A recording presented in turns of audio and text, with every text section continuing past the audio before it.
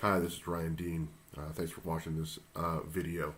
What's going to come up here, we're just going to review really the 2016 annual general meeting and listen to what the bad actors at ICCRC had to say and a representative of the membership. And then we're going to compare it with what we know now 1 year later. We're going to find that, in fact, there's a cover-up, there's a lot of lying going on. And so I'm going to take you through all this stuff methodically. And then make up your mind and do your own thinking about what's what. Okay, thank you. In the room, you submit your questions on one of the blue sheets provided to you.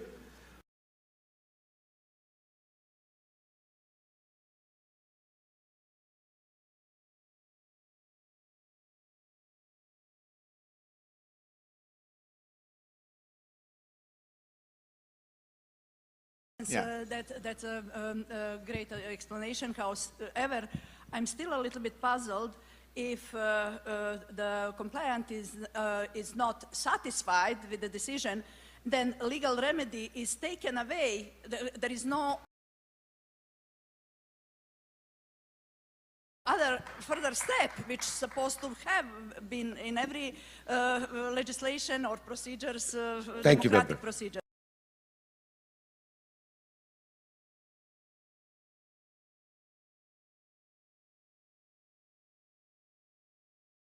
Thank you, Member. If they don't like the decision, they can take us to federal court. But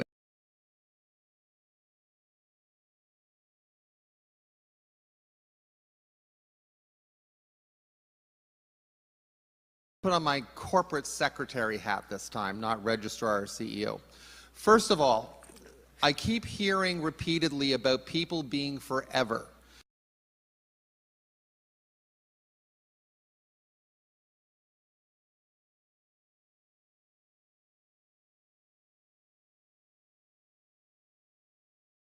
The bylaws of this corporation for RCIC director, and pardon me if I'm getting a little bitchy,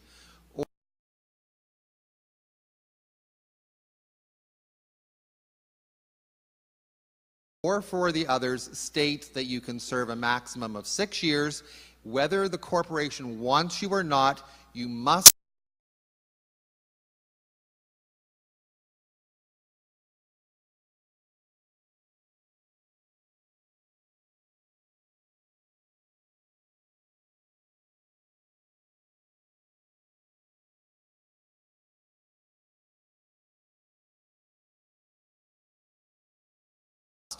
step down for at least 1 year. So there is no forever. So please stop that. Number two, there is an election. When you find out the election results shortly, not every sitting director got reelected. That's democracy. So if you don't want somebody around, you vote them out.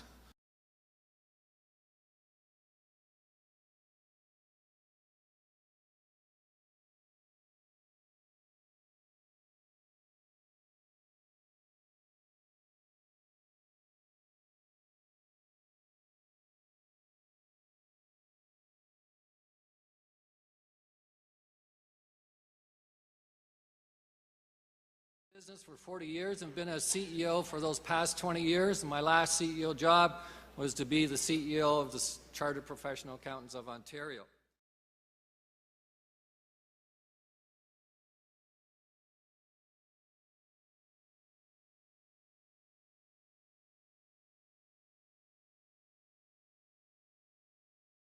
We comply with ethical requirements and plan and perform the audit to obtain reasonable assurance about whether the financial statements are free from any material misstatement.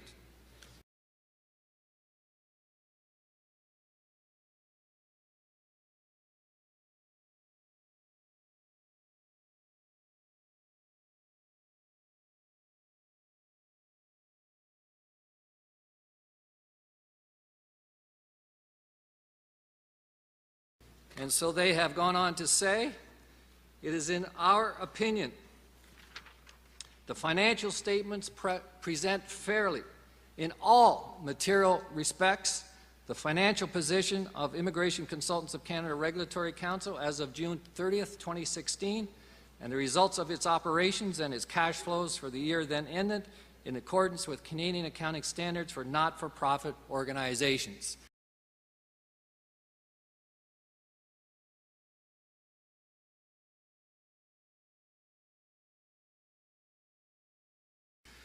For them to say otherwise would be misrepresentation, and they haven't. So you can be assured, not only with the people that are working for you who are bound by CPA Canada, but also by your licensed public accountants, BDO, that you have a set of financial statements that are accurate, meet highest standards, and there's only one set of books.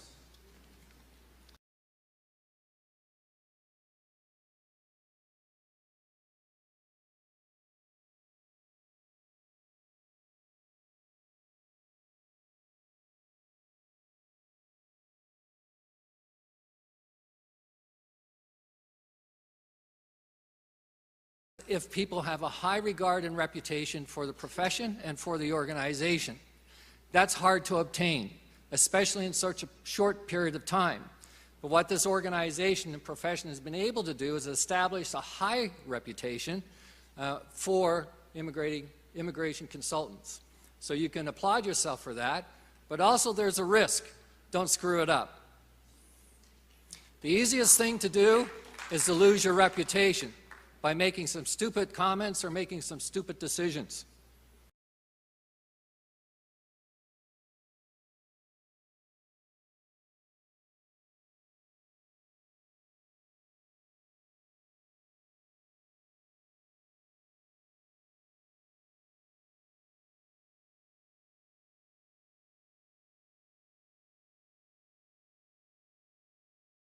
One mistake, you can mess it up. Don't do that. Now,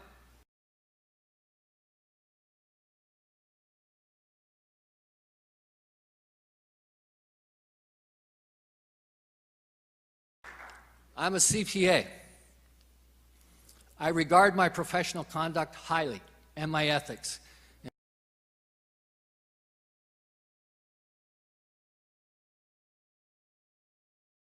I am a Jedi, like my father before me. And for anybody else to tell me that my integrity sucks is unforgivable to me. After being your founding chair and being part of this organization for 5 years, it is a slam in my face, and I won't accept it.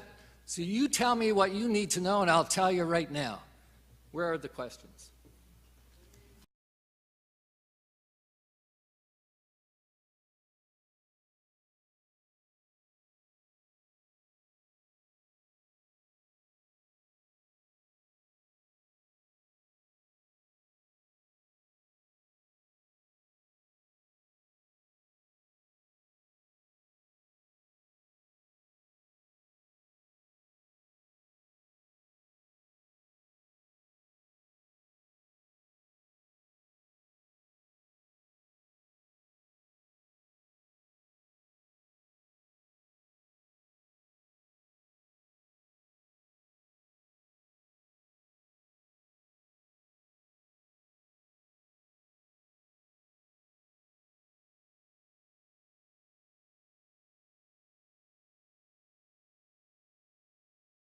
Said to them, you have to understand the difference between a for-profit and a not-for-profit.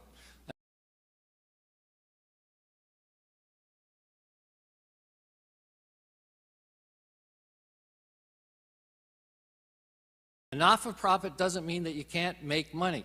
In a not-for-profit, it's called surplus. In a for-profit, it's called profit. The difference between the two is the distribution of that money. In a for-profit, where does it go? Shareholders, whether they're private or whether they're public. In a not-for-profit, it doesn't benefit any one individual or group of individuals. That's why it says nobody is to profit, not to profit.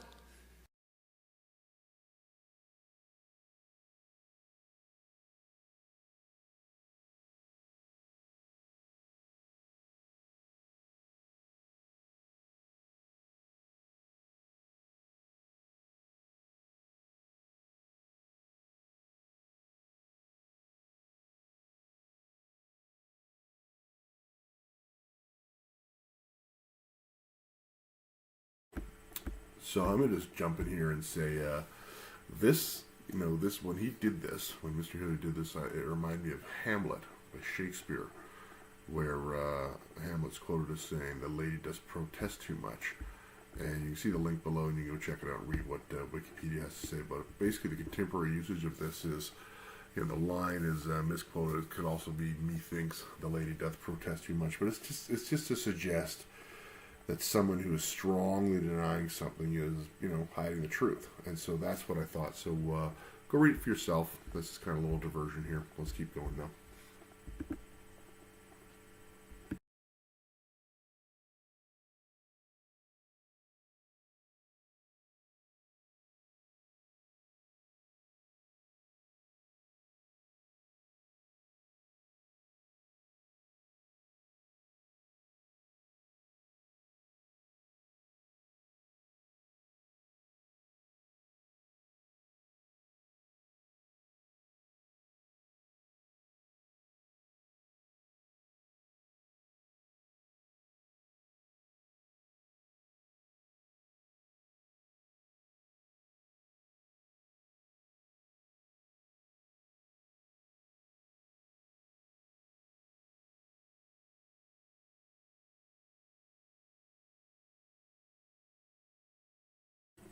Okay, so now we've got to, we're just going to take a little diversion over here to balance. She's not balancing again.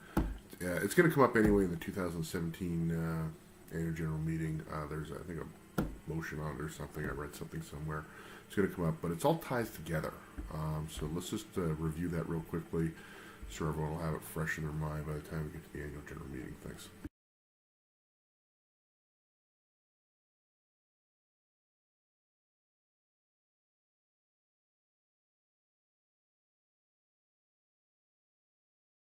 On a 6 that was left out on the English version and was correct on the French version. That's just plain ignorance.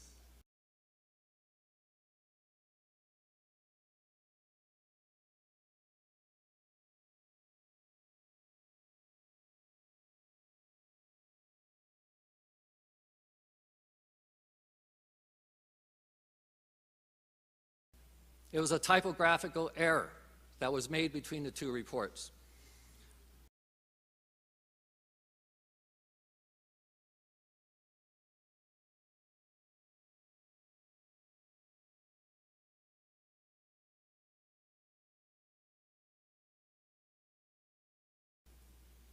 Question, how is this possible? Is an English report same as French? Absolutely. And it got missed.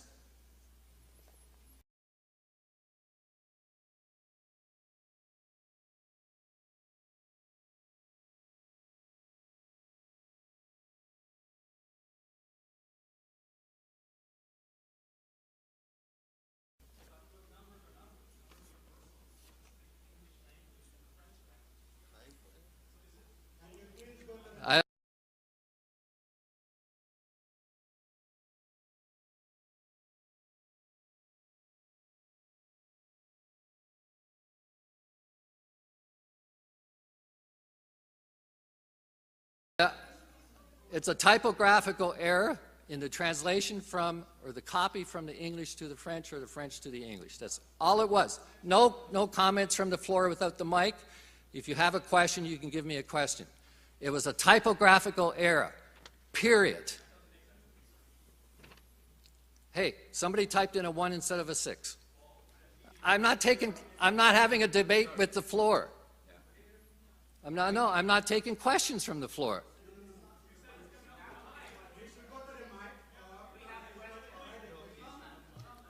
You have been instructed by the chair. You've been instructed by the... You're out of order. We...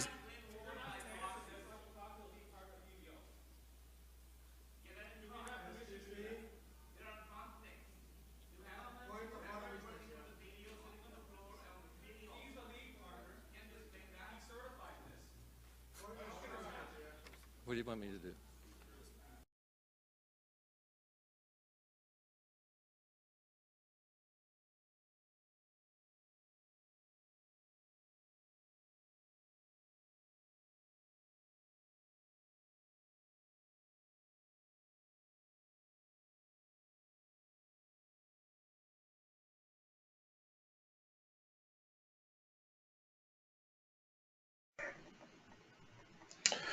All right. Thanks for coming to watch my video. I'm Ryan Dean.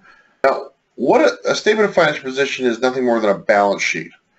What do balance sheets do? Well, they balance.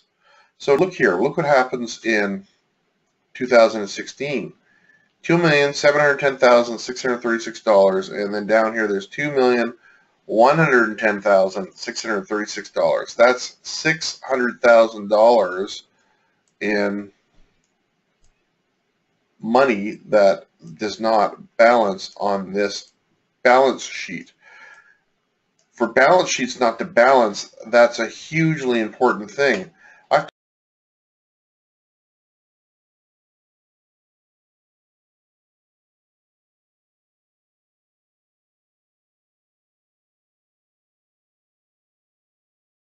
Look at this thing.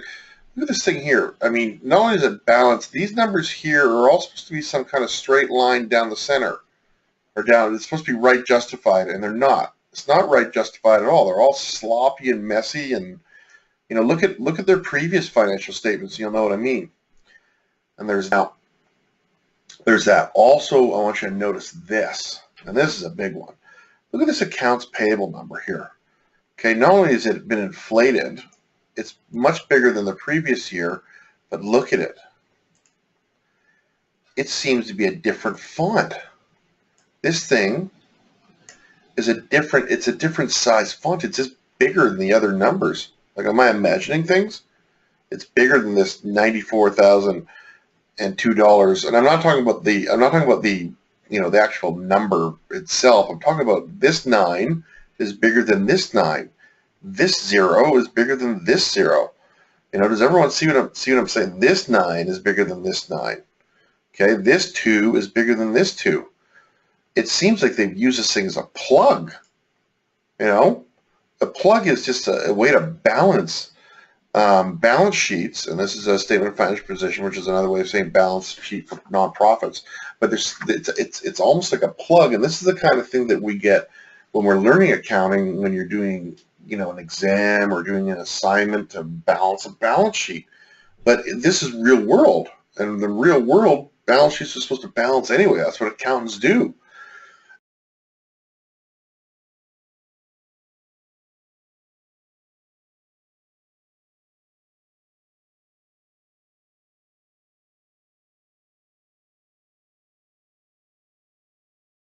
They had it right. They had the current portion of the capital lease obligations, but then we actually go to the restated financials, and we have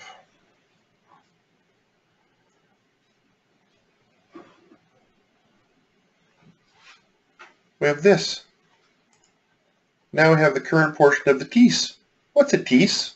Is that a lease supposed to be a TEAS? All right, I'm just going to mention a few other things real quickly. So in their statements as well, they had deferred revenue as in the way they spelled it. It was DEF space ERRED, as if it was kind of some Freudian slip, def-aired revenue. There's font differences. I can email these to anyone, and you can see my email address there. So just shoot me an email, and I can send you the statements, and we can have a discussion about that. There's the same signatures on all 4 of these statements. Also, the board actually voted to do a review of the 2016 financial statements, and Chris Daw appointed himself to head up this. And of course, nothing happened, and then the bad actors undid the board resolution, and nothing came of it. And so that should speak volumes to you right there about what they're willing to do, what they're willing to not do.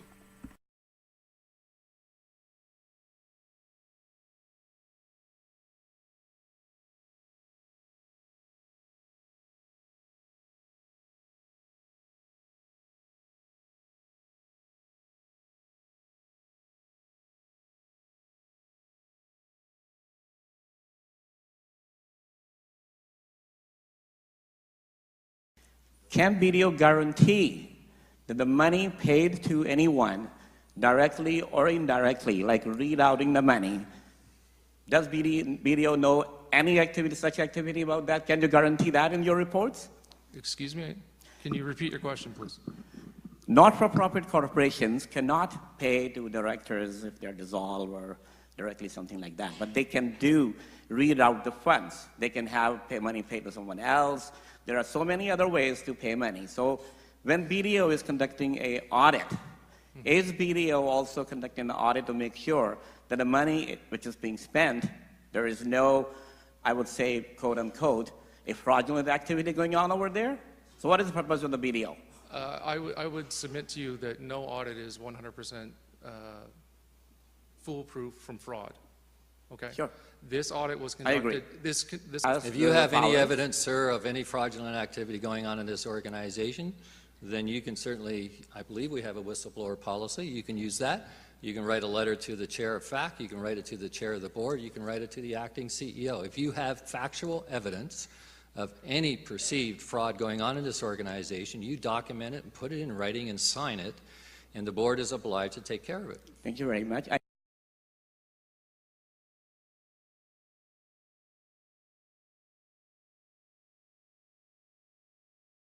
I agree with you 100% on that. But how about if board is not transparent, they're not even telling us where the money is. We ask them to tell us I where don't know the what you're money is saying. going, where it's I'm going, sorry, and you don't give us the evidence or I'm access sorry, to the Mr. records, Watu, sir. the applause overshadowed your comments. So Okay, those are your friends, and you can have, there are 3,500 members sitting out there, and no one is here to speak on their behalf. Okay, And this is their money, this is our money. And all we are asking is this: when you sit on the record and protect it with millions of dollars, not to have members access to it, how can you expect from us to find evidence from there for fraud? So, members do not have access to the money. Records, we are not asking the money. Members, especially members of the board, and this is where understanding of governance is critical, especially for any new members going on the board, is the liability associated with directors. Directors have a personal liability with regards to anything that goes on in the organization. That could be civil, it could be criminal, it could be anything. If you're getting on this board, whoever is getting on, you have to understand you are personally and individually liable for the activities of this organization.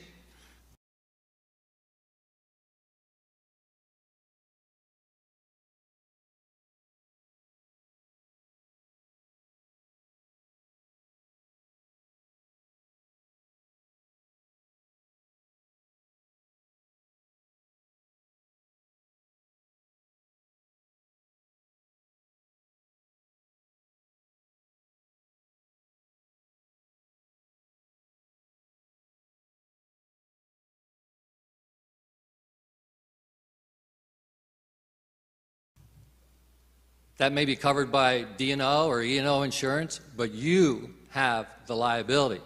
Now, I've been a member of this board for 5 years. The last thing I want is to see my retirement fund disappear because of a fraudulent activity by a member or a director of this organization. Again, I say to you, if you believe that there's been a breach, it is the responsibility of the directors to deal with that. So if you have facts, please present them.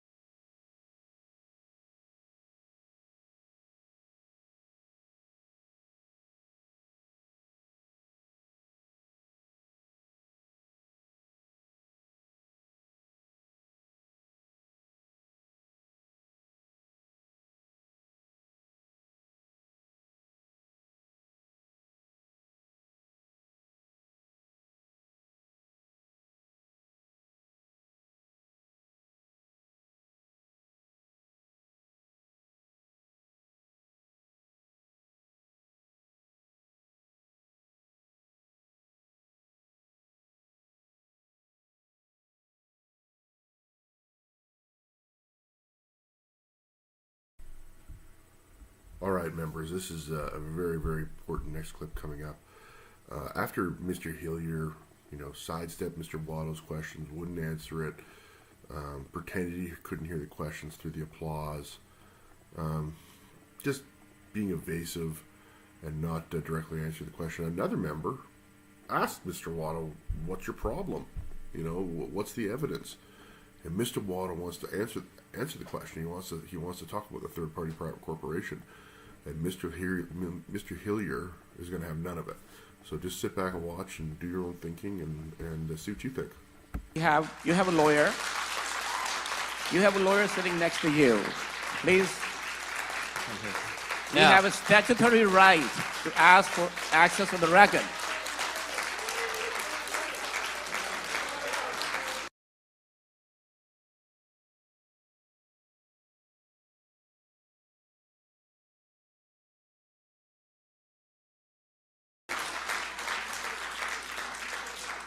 I'll give you one more comment or question. Can we have, this is a formal request on the record. I want to ask for Mr.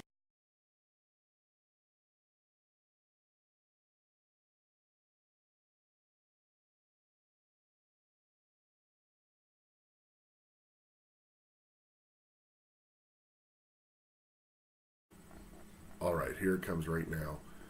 Mr. Hillier tries to sidestep Mr. Watto, and he's trying to take another question, which he probably thinks is an innocent question from another member, but it's really the question he doesn't want to hear. Watch. Watto, can I just... You'll have to hold because there's other people that I think you've had your fair share. I just want to make sure. Okay. I'm hearing allegations being made. Sir, I'm trying you're to on the disciplinary board. Please stay away from Quiet, please. You're making allegations. Can you at least? I don't understand what is this breach that you're alleging?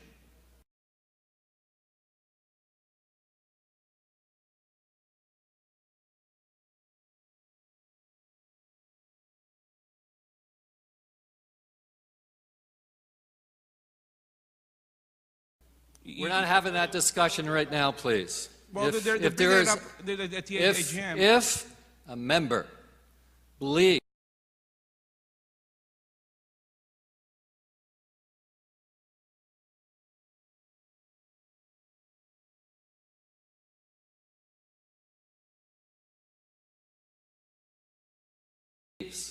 that there's fraudulent activity occurring in this organization, you better have your facts right, because it'll be defamatory otherwise. Number two, you better substantiate it, and you give it to the chair of the board, who is responsible to discuss it with the board, and they will determine what action they take, period.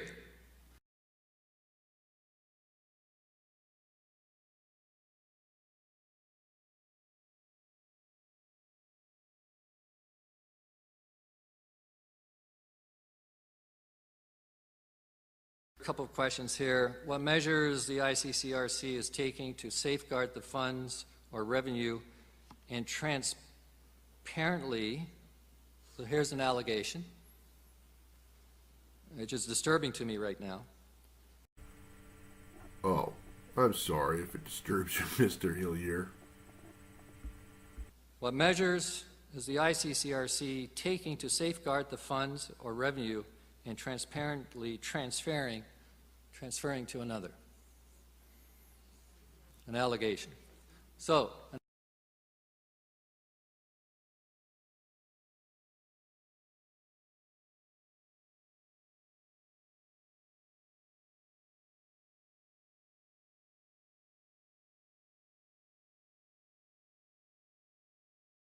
an allegation has been made that there are funds being transferred out of this organization to another body, whether it be personal or whether it be corporate. That is not happening. Now, legitimate question though, what safeguards in place? Well, as a not-for-profit or in the bylaws, since it is a not-for-profit, you just can't disperse your funds unless there's language in the bylaws stating who you're going to disperse those to. And there's no corporate body that this organization has placed in its bylaws, and you can read it for yourself, that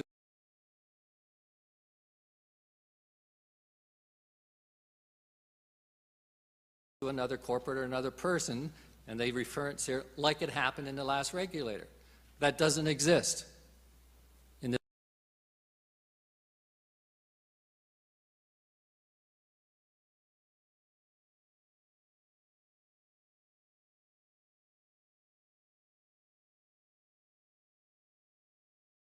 this organization. Regulatory bodies, if we may have, God forbid, if something happens to ICCRC like it happened in the past to CSIC. Legitimate concern based on historical experience that you had. It hasn't been structured legally to allow that to happen. It can't happen.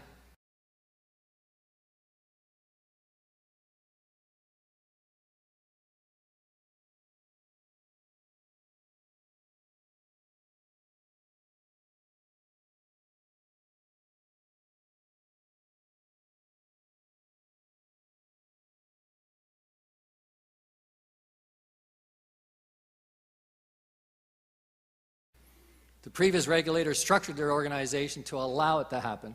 This organization hasn't been structured to allow that to happen, unless it's specified in the bylaws, which it is not. Okay.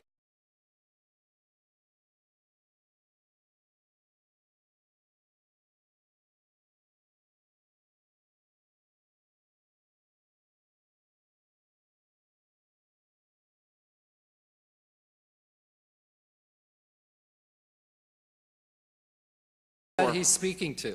I want to assure you, as an accountant, as a CPA, with 40 years of experience, shows a lack of knowledge of how to read financial statements.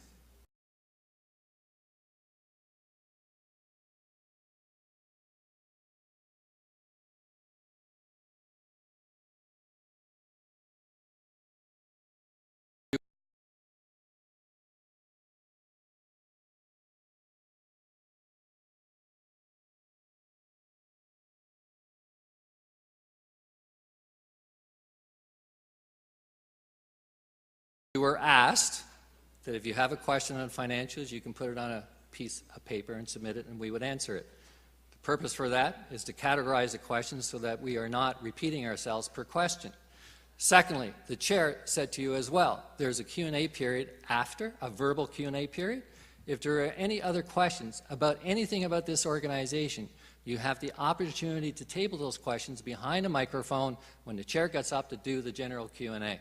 That's the protocol that was established. That was the protocol that was been following this year.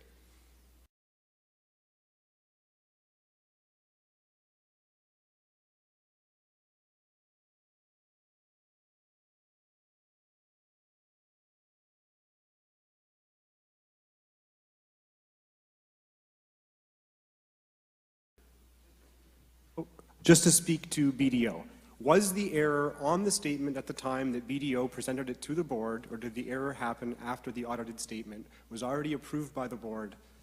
That's the question. After. Thank you.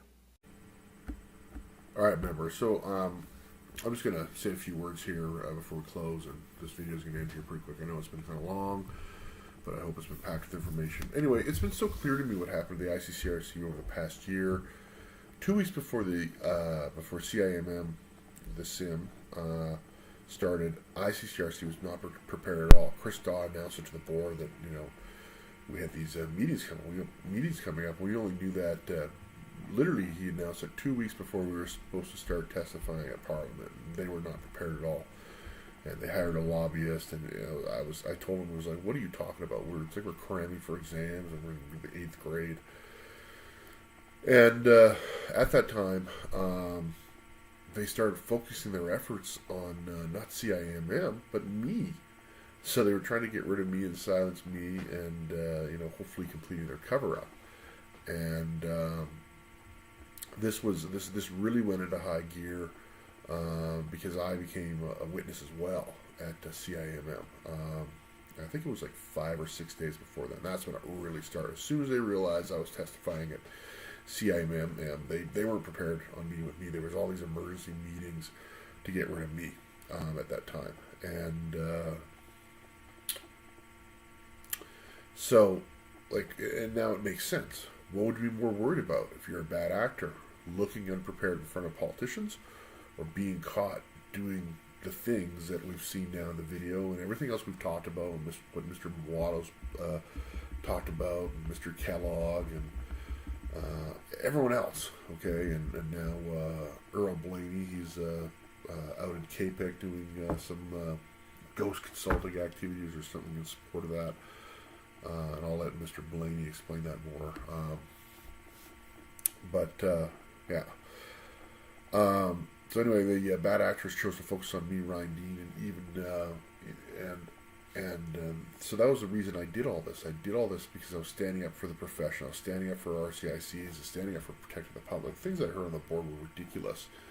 For them to say that they couldn't fight the immigration practitioner programs and by them educating non-Canadians and non-permanent residents anywhere in the world, take programs, you know, at UBC, where Rhonda Williams teaches. They could, you know, anyone can gain Canada Assist and gain access. And again, it's a black swan event. And a black swan event, it's like a 1 in a million chance, or even higher, 1 in 10 million chance. But if that happens, and certain elements gain a foothold in Canada, that's a national security issue. And probably that won't happen. But if it did, guess who's on the hook for it? We are immigration consultants, and you know, so that was one of the things that really concerned me as well.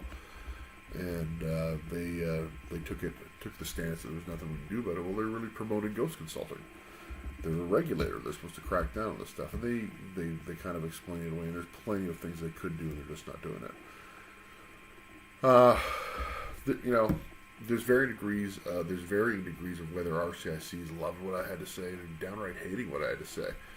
But now that I have everyone's attention, no one can deny that there's serious problems at ICCRC. So that was my whole goal, was to get all this information out and you know, get everyone thinking about that.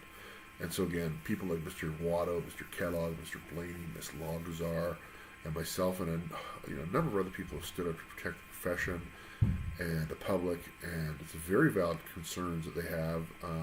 You know, Mr. Watto, Mr. Kellogg, Mr. Blaney, Ms. Longazar, and others. Some of their stuff overlaps with what I'm saying. Some of them have their own standing issue. I know, Mr. Kellogg, we all know you're about tribunals. So, Mr. You know, and it's a very valid point. You know, there needs to be education in tribunals. At this AGM, we as an entire membership have to stand up and toss the bad actors out of the ICCRC once and for all. Any member can make a motion, and as soon as anyone seconds it, it is game on, and we are going to talk about it. You know, Chris Daw is going to try to waste as much time as possible during the annual general meeting, just like they did last year. Remember, they talked about minutiae, and we droned on and on and on. Everyone really came there to hear about the financials and what was going on in terms of our money, and they pretended like we only have 1 hour for like that for that. That was the most important issue, and they wasted as much time as they could during the day, and even when we got to answer questions about the financials, and they made us put things on white pieces of paper, and now you've seen the videos that Mr. Hillier wouldn't answer the questions properly. So they're going to have other games like that too, but as a membership, we're just going to have to break through that and take control. And as any member can make a motion, and as soon as we second it, we're going to talk about it. So we're going to go down there like a mob of RCICs that are trying to protect the profession, the public, and the regulator. And we need to remove the bad actors. So you can, you know, with these motions, you can remove directors, you can fire people, you can hire people. And again, the board must listen to us because we're the membership and we do whatever we want. So I've stood up and it took courage to do so. You know, it wasn't fun to do, but I could see with my financial training, I looked at these financials, I could see right through them. I didn't know exactly what was going on, but I knew there was something up. And again, because they didn't give us the records, we didn't know, and I still didn't get all the records. Even when I was at ICCRC, I asked for all the financial records, and I got denied. But I got some records and some other things, and Mr. Watto pieced things together, and other people put stuff together, and now we have this, you know, compendium of records, and you know, it's the whole picture's coming into focus, and it's all surrounded around, you know, the third-party private corporation, funneling money to lawyers, protecting immigration, or promoting ghost consultants, and all this other crazy stuff. And so the ICCRC, these bad actors, have protected themselves, and through the third-party private corporation again. This thing has been set up so Mr. Cooley's company, which is in his wife's name for tax reasons, receives a check for each additional discipline complaint that's open and stays open each month. So there's a propensity there and a bias not to close cases. Why would he want to close the case? Because then he doesn't get that check every month for each case. And then Mr. Barker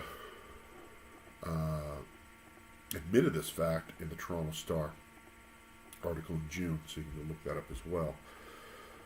Okay. So I'm going to ask you, will you stand up for yourself? Will you stand up for your profession? Will you stand up for your regulator? Will you have the courage to stand up, all of us to stand up at the same time? They can't resist us all. The bad actors don't care about you, and I think they've shown that. I mean, when you call over there, they don't call you back. Everyone's met the director. You know, a lot of people have had experiences with the director of education over there, and it's, by all accounts, it's not a pleasant experience. But you got to know, I care about what happens to you. Mr. Waddle cares about, and everyone else that's fighting for you cares about you as well. We need to have RCICs run ICCRC and not a bunch of people that have not been immigration consultants. Only the immigration consultants really know what's going on, and they have their feet on the ground. And in a minute, we're going to take a listen to Chris Daw have a chat with Honorable MP Rempels, just so everyone can remember what the government thought about the chairman and ICCRC as an organization.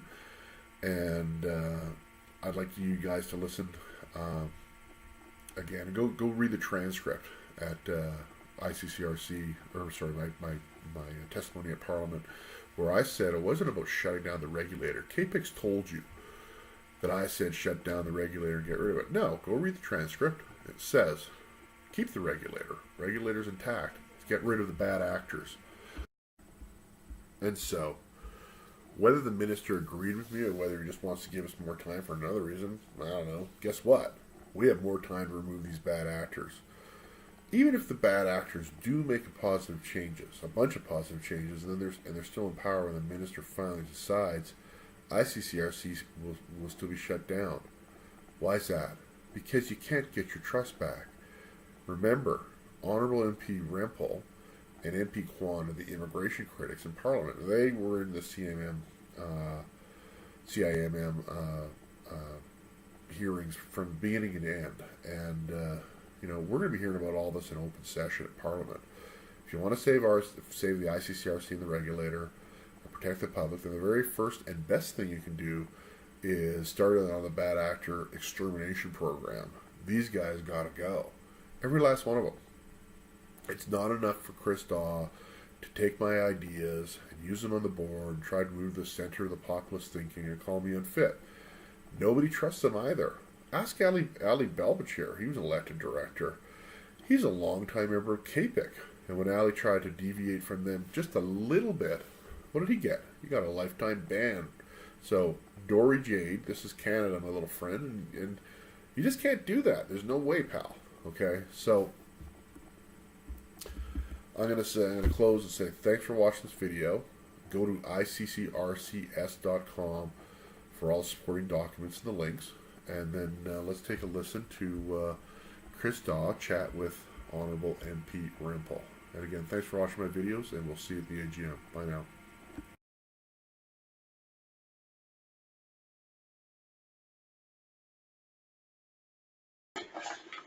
Mr. Rempel, 5 minutes. Thank you for appearing before us today. We've had many witnesses essentially speak to this dysfunction of your organization. I'll be blunt. I think it's given great concern to all members of this committee across party lines.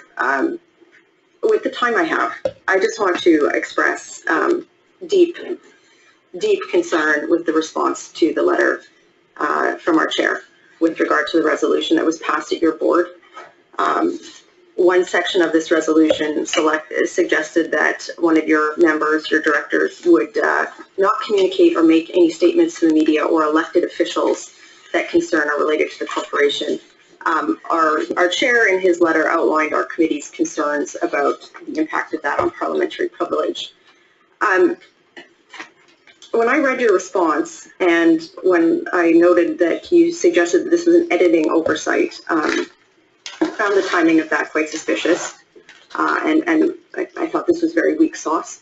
But moreover, as I read through the rest of this and read things like you decided to include in your content to here a line that says, Mr. Dean fails to properly recognize elected or appointed directors, etc. In all correspondence, he refers to the chair as, quote, Mr. Fake Chair.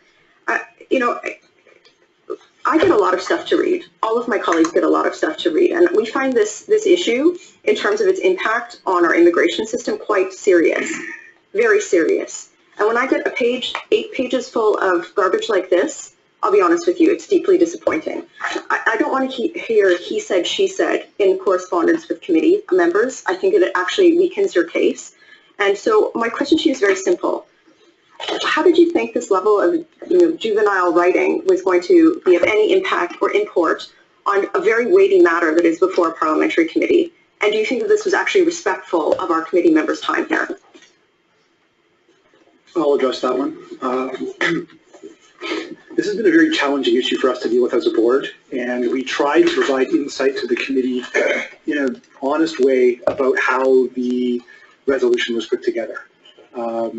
It is one where the timing of the resolution simply overlapped with the timing of this committee as things escalated within our board during the time leading up to the starting of this committee in early March. And the statements that we were referring to were not the statements that he made here at the committee. So we have to go and vote. I'm going to leave with this. We have some serious allegations and testimony that is before this committee, and not just from this particular board of directors member, but from the broader community in terms of the efficacy of your organization to be able to address these challenges. For the remainder of this study, I would ask that you and your board of directors have a serious think about what you're communicating to this committee in terms of your role in this very important process to Canadians, because this is not going to cut it. Thank you. Thank you, Ms. Rempel. And with that, the meeting is adjourned.